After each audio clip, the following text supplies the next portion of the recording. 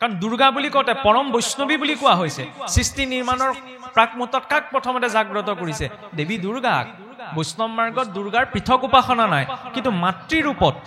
ভক্ত ৰূপত। আমি যে কওঁ যে ভকতক ভজিলে গুচয় কৰ্ম যায়, আমিয়ে একদম ভকত নহয় নহয়, তেওঁলোকোতো বহুত উচ্চ কোটিৰ ভক্ত। সেইবাবে মহাপুৰুষেও লিখিছে নহয়, ভকত দেৱক পান কৰাইলা অমৃত। দেৱতাসকলকো ভকত বুলি কৈছে। গতিকে বৈষ্ণৱজনে যেতিয়া বাকীসকল ঈশ্বৰৰ বিভূতিক দেখিব বা লগ পাব, কি বুলি ভাৱনা কৰিব? তেওঁলোকো ঈশ্বৰৰ বিভূতি, সেই বুলি সন্মান কৰিব। খালি আমাৰ নিজ ইষ্টৰূপত কোন আছে? ভগৱান বিষ্ণু বা কৃষ্ণ। যেনেদৰে আমাৰ আত্মীয় এজন যদি কিবা কাৰণত জেললৈ যাবলগীয়া হয়, তেতিয়া আমি ধৰি লওক উকিলজনকো কমগে, নহয়নে? পুলিচকো কমগে, পাৰিলে মেজিষ্ট্ৰেটজনকো কমগে। ঠিক তেনেদৰে এতিয়া চাওকচোন, নৱগ্ৰহ জন্ম কৰ্মৰ ফলদাতা হিচাপত গ্ৰহৰূপী জনাৰ্দন সকলক বহুৱাই ৰাখিছে। ইন্দ্ৰাদি দিকপাল স্বয়ং ঈশ্বৰেই নহয় জানো, দশ দিকৰ নিয়ন্ত্ৰণৰ বাবে। যেতিয়া আত্মীয়জন আমাৰ পৰা আঁতৰি গৈছে, তেওঁৰ যাতে সদ্গতি পায়, সেইবাবে সেই যথাস্থানত থকা ঈশ্বৰৰ সেই বিভূতিসমূহকো এপাহি গন্ধ পুষ্প দিয়া হৈছে, যে মোৰ আত্মীয়জন আঁতৰি গৈছে, তোমালোকে যাতে বাকী গতিটো সদ্গতি কৰা। এতিয়া এইখিনিতে প্ৰশ্ন আহিব, কৃষ্ণক পুজিলে সমস্তৰে পূজা হয়, পৃথকে পুজিলে পূজা কেহু নপাৱয়। কৃষ্ণক পুজিলে সমস্তৰ পূজা হয়, পৃথকে পূজা কৰিলে তাত পূজা কেহু নপা হয়। কিন্তু চিন্তাটো এইটো স্পষ্ট হোৱা প্ৰয়োজন, যাক তাত পৃথক পূজা কৰা হোৱা নাই। চাবচোন, এনে লক্ষ্য কৰিব, যেতিয়া আপোনাৰ ধৰি লওক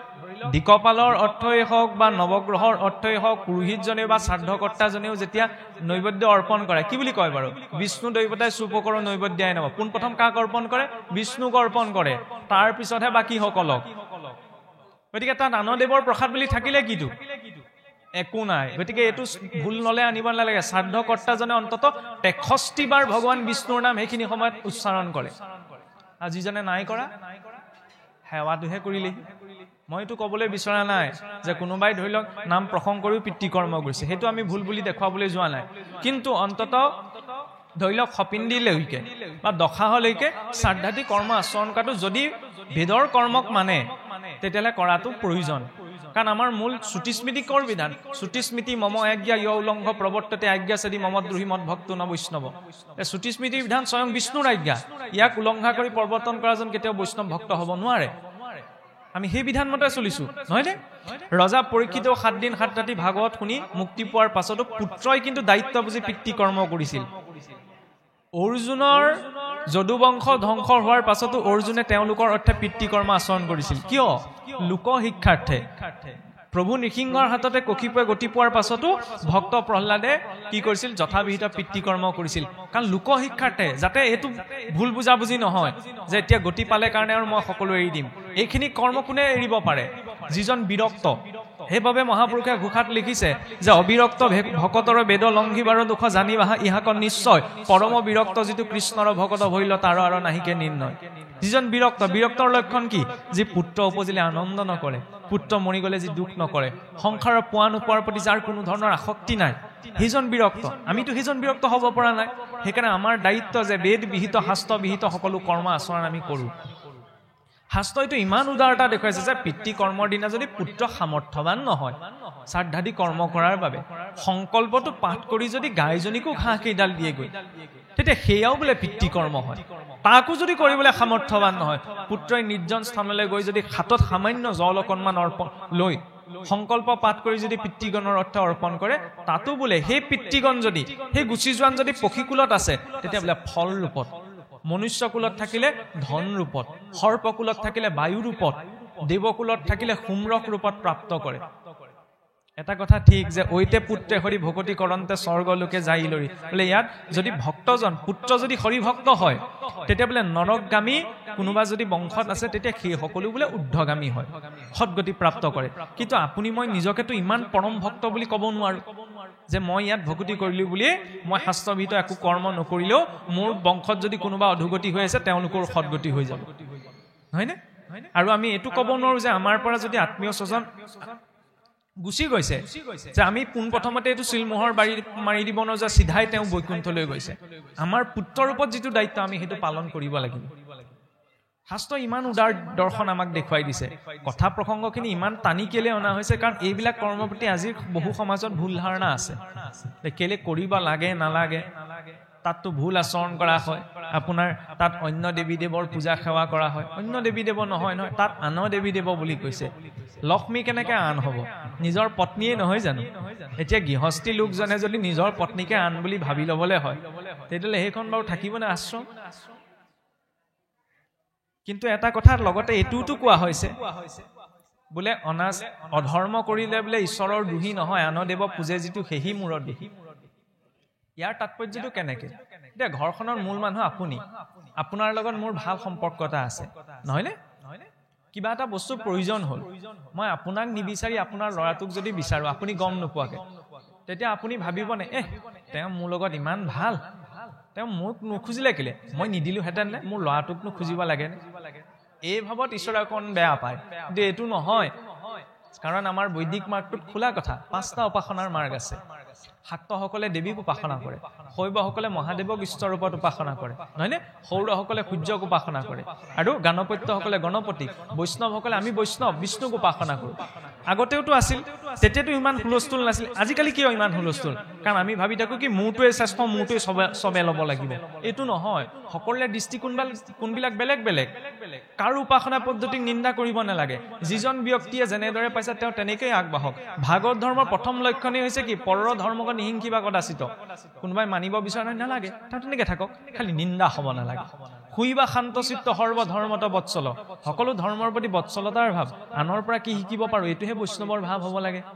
কৰিবা ভূতকদায় সকৰুণ চিত্ত সমস্ত প্ৰাণীগণৰ প্ৰতি দয়াৰ ভাৱ এহি ভাগৱত ধৰ্ম জানা মহাবল ইয়াতকৈ উত্তম সংজ্ঞা কি আছে সেইকাৰণে পুত্ৰই আমি যেতিয়া মনুষ্য জীৱিত কালত পিতৃ মাতৃৰ শুশ্ৰূষা যিদৰে বৰ্জন কৰিব নালাগে পিতৃলোক গুচি যোৱাৰ পাছতো বা নিজৰ আত্মীয় স্বজন গুচি যোৱাৰ পাছতো শাস্ত্ৰবিহিত কৰ্ম কেতিয়াও পৰিত্যাগ কৰিব নালাগে দেৱ পিতৃ কৰ্মাভ্যাম ন প্ৰমদিতব্যম দেৱ আৰু পিতৃ কৰ্মত কেতিয়াও প্ৰমাদ কৰিব নালাগে ইয়াৰ পাছতে পিতৃযজ্ঞৰ পাছতে কি হৈছে হোম দেৱ বলিৰ ভূতা এতিয়া সহজ অৰ্থত যদি আমি চাওঁ দেৱযজ্ঞ আমাৰ বাবে ভজনীয় দেৱ কোন ভগৱান কৃষ্ণ বা বিষ্ণু গতিকে তেওঁক ভজনা কৰাটো প্ৰত্যেকজন বৈষ্ণৱ ভক্তৰ দায়িত্ব কাৰণ সেইজন আমাৰ ইষ্ট প্ৰভু হয় সেই দেৱ উপাসনা প্ৰত্যেকৰে জীৱনত অকণমান লাগে তাৰ জৰিয়তে আচৰণ হয় সহজ ৰূপত দেৱযজ্ঞ ভূতযজ্ঞ সমস্ত প্ৰাণীগণৰ প্ৰতি দয়াৰ ভাৱ নামঘৰলৈ আহিছো ৰাম ৰাম কৃষ্ণ কৃষ্ণ কুকুৰটোক দেখিলো ৰাম ৰাম ঘৰলৈ গৈ দেখিলো বাৰীখনত কাৰোবাৰ ঘৰ ছাগলী এজনী সোমাই আছে জাৱৰা খটিডাল উঘালি লৈ যদি 2 কোপ দি দিয়ে তাত ভাগৱত ধৰ্মৰ ৰক্ষা নপৰে এইষাৰ কথা ক'বলৈ সহজ পালিবলৈ বৰ টান বোলে কেলে নামাৰি ইমান কষ্টৰে হাকনি দৰা কৰি থৈছো ছাগলীজনী গৰুজনী সোমাই খাই পেলালে সিহঁতি নাজানে আপুনি মই কিমান কষ্টৰে খেতি দৰা কৰি থৈছো ভোক লাগিলে সেইকাৰণে খাই পেলালে সিহঁততো ঈশ্বৰ আছে সেইখিনি সময়ত অন্তত এইটো ভাৱনা দানত যে আমি দুৰ্গতি খণ্ডে বুলি কওঁ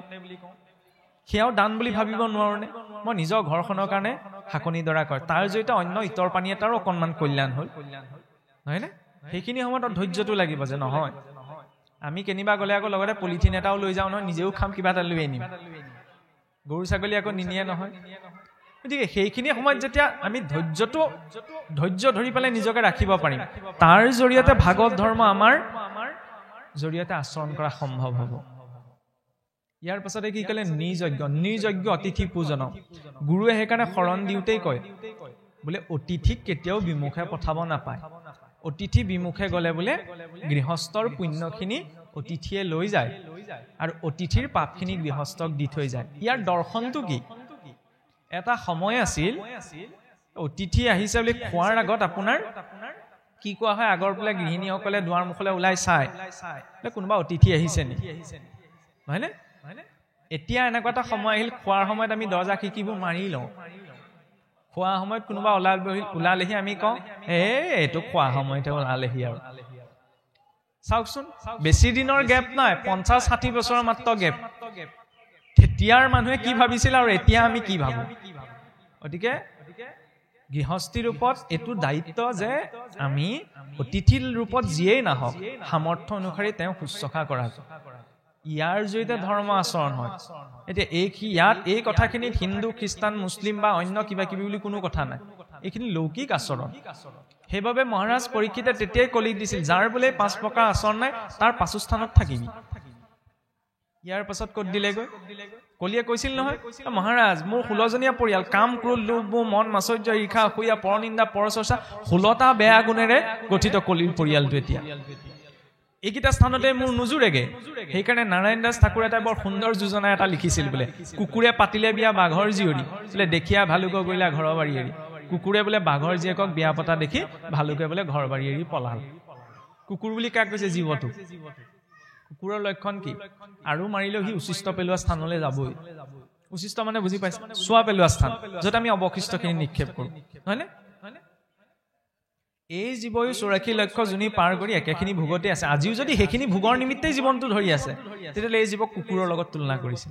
কিন্তু বোলে ভাগ্যক্ৰমে কি হ'ল কুকুৰে পাতিলে বিয়া বাঘৰ জীয়ৰী বিবাহ মানে কি সম্বন্ধ কাৰ সৈতে ঘটিল বাঘৰ জীয়েক বুলি ভগৱানৰ নামক কোৱা হৈছে নামৰ সৈতে যেতিয়া সম্বন্ধ ঘটিল তেতিয়া বোলে কাম ক্ৰোধ লোভ মোহ ৰূপী ভালুক আঁতৰি গুচি গ'ল কাৰণ ঈশ্বৰৰ নাম লোৱা সময়ত কাম ভাবো নাহে ক্ৰোধ ভাবো নাহে লোভো নাহে নহয়নে কিন্তু যায়হে যায় চুপিতে আকৌ ৰৈ থাকে সোমাবলৈ এতিয়া দিওঁনে নিদিওঁ আপোনাৰ মোৰ নিজৰ এতিয়া এই 16জনীয়া পৰিয়ালটো ক'ত থাকে বোলে মনৰ লগত থাকে এহি 16জন তৰিতে নোৱাৰে লোক এহিহে কাৰণ মনৰূপী ঘৰখনতেই থাকে এতিয়া এইখিনি কথা প্ৰসংগ কৈ শেষত কৈ থাকিবলৈ ক'ত দিলে হিমাখালত হিন্দুস্তান পাকিস্তানৰ পৰা ককাই ভাইলৈকে হিমাখালটোক লৈ দন কাজিয়া হোৱা দেখা যায় হয়নে নহয় এফালে চাওকচোন ভাতৃ প্ৰেম হিৰণ্যাক্ষক যেতিয়া ভগৱন্ত বৰাহৰূপী নাৰায়ণে বধ কৰি থৈ গ'ল কশিপুৰে কি ভাবিলে মোৰ ভাতৃক হত্যা কৰিলে যেতিয়া নাৰায়ণৰ পৰা মই ভাতৃ হত্যাৰ প্ৰতিশোধ ল'ম এইটো কথা বেলেগ যে জয় বিজয় অভিশাপ হৈ হিৰণ্যাক্ষ আৰু কশিপু হৈছিল কিন্তু হ'লেও ভাতৃৰ প্ৰতি এইটো স্নেহ ভাৱ আছিল নে সেইটোতো দেখুৱাইছে ভাতৃক হত্যা কৰিলে কাৰণে মই ভাতৃ হত্যাৰ প্ৰতিশোধ ল'ম তাৰ বাবে ঈশ্বৰৰ বিৰুদ্ধে অস্ত্ৰ তুলি ল'লে আৰু আজিৰ সময় ভাতৃ প্ৰেম চাওকচোন একে পিতৃ মাতৃৰ সন্তান গোটেই জীৱনটো বোলে মাত বোল নাই কেলে মাটি বাৰীৰ লগত লাগি আছে তাৰ পৰা ধৰ্মৰ নামত কিবা হ'বনে যদি নিজৰ পৰিয়ালটোতে ককাই ভাইৰ মাজত মিলা প্ৰীতিয়ে থাকিবলৈ শিকা নাই আৰু মই ধৰ্ম কৰি থাকোঁ আৰু ধৰ্মশাস্ত্ৰ পঢ়ি থাকোঁ লাভ কিন্তু তাৰ পৰা নাই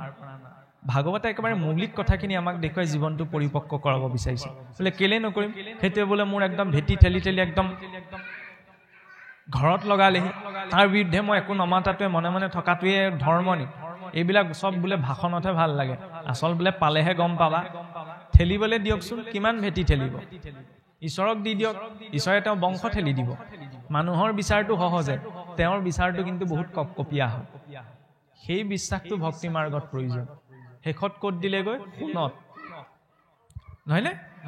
গৃহস্থী ঘৰখনৰ সেইকাৰণে এক ৰতি সোণ হ'লেও ঈশ্বৰ অৰ্থ অৰ্পণ কৰা প্ৰয়োজন কাৰণ কিন্তু আমি মানুহবিলাক ইমান কপটীয়া মোৰ কাৰণে যদি সোণৰ আঙঠি সোণৰ চেইন বা কিবা সোণ ৰূপৰ অলংকাৰ বনাবলগীয়া হয় সোণাৰীজনক মই কম নে একদম পিয়ৰ সোণ দিব দেই পিয়ৰ গ'ল্ড দিব ঈশ্বৰৰ অৰ্থে আকৌ সোণ ৰূপৰ ফুল দিয়া সময়ত আমি কি কয় সোণ পানী চৰাই দিলেও হ'ল ৰূপপানী চলাই দিলেও তাত গেৰেণ্টিটো নালাগে এইটো কোৱাব বিচৰা হোৱা নাই যে ঈশ্বৰৰ অৰ্থে আমি সোণ ৰূপৰ ফুল দিলেহে ভক্তি হ'ব কিন্তু যি ৰূপত যিটো দিছো তাত শুদ্ধ ভাৱটো প্ৰয়োজন ঈশ্বৰক দিছো মানুহক দেখুৱাবলৈকেতো দিয়া নাই নহয়নে যি অৰ্পণ হৈছে বোলে একদম কিনা ভুৱা গামোচাখন মোৰ নিজলে ঈশ্বৰলে আকৌ বোলে কিনা গামোচাখন এনেকুৱা কিছুমান ভাল চাউলকেইটা মোৰ ঘৰত খাবলৈ আৰু বেয়াকেইটা এইকেইটা ভোজনীত দি দিয়া বুলি এনেকুৱা কিছুমান চিন্তা আমাৰ দেখা যায় নহয়নে গতিকে সেইটো হ'ব নালাগে আমি কোৱা নাই যে ঈশ্বৰৰ অৰ্থে আপুনি যত যিমান হৈছে সকলো দি দিয়ক কিন্তু যিটোকে দিয়া হৈছে শুদ্ধ ভাৱত দিব লাগে তাৰ জৰিয়তে ভক্তি ভাৱটো দৃঢ় হ'ব তেতিয়াও ঈশ্বৰে ভাবিব যে তেওঁৰ অন্তৰত ভাৱ আছে কাৰণে দিছে নহয়নে সেইটো হ'ব লাগে ঈশ্বৰৰ স্থানখন সদায় পৰিষ্কাৰকে থ'ব লাগে কাৰণ তাত আমি ঈশ্বৰক উপাসনা কৰিছোঁ ঈশ্বৰ তাত আছে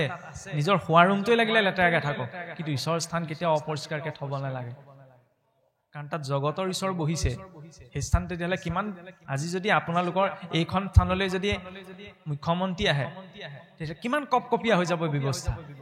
তেওঁতো জগতৰ ঈশ্বৰ এই সহজ সৰল ভাৱটোত আমি ৰাখিব পাৰিব লাগিব তেতিয়াহে ভাৱটো প্ৰস্ফুটিত হ'ব এতিয়া চাওকচোন কলিযুগৰ ইমানবিলাক লক্ষণ কোৱা হৈছে তাৰ মাজত যদি জীৱনৰ পৰা এইকেইটা বস্তু আঁতৰি থাকে কলিয়া আপোনাক মোক একো কৰিব নোৱাৰে যে যোৱা পাখা মদ্যপান প্ৰাণী হিংসা পৰস্তি গমন এই পঞ্চযজ্ঞ আচৰণ নকৰা অভ্যাস সীমাক লৈ দ্বন্দ্ব আৰু সোণত আসক্তি কাৰণ সোণ টুকুৰা চাওকচোন খাবলৈও কামত নাহে দৰৱতো কামত নাহে কিন্তু গোটেই দন আৰু কলিৰ প্ৰভাৱত আহিলে কি হয় তাৰ প্ৰমাণচোন স্বয়ং ৰজা পৰীক্ষিত পৰম বৈষ্ণৱ আছিল কিন্তু এই জৰাখণ্ডৰ সোণৰ মুকুটটো পিন্ধি দিয়াৰ লগে লগে মনত কি হল মৃগয়া কৰাৰ আসক্তি উপজিল এটা কলিয়ে পালে মানুহৰ গতিটো কি হয় স্বয়ং প্ৰমাণচোন ৰজা পৰীক্ষিত আমি যাতে কলিৰ প্ৰভাৱত আহিব নোৱাৰো সেইকাৰণে সতৰ্কতাটো জীৱনত প্ৰয়োজন আৰু যাই হওক এতিয়া অকনমান পাঠ আগবঢ়াওক কৃষ্ণ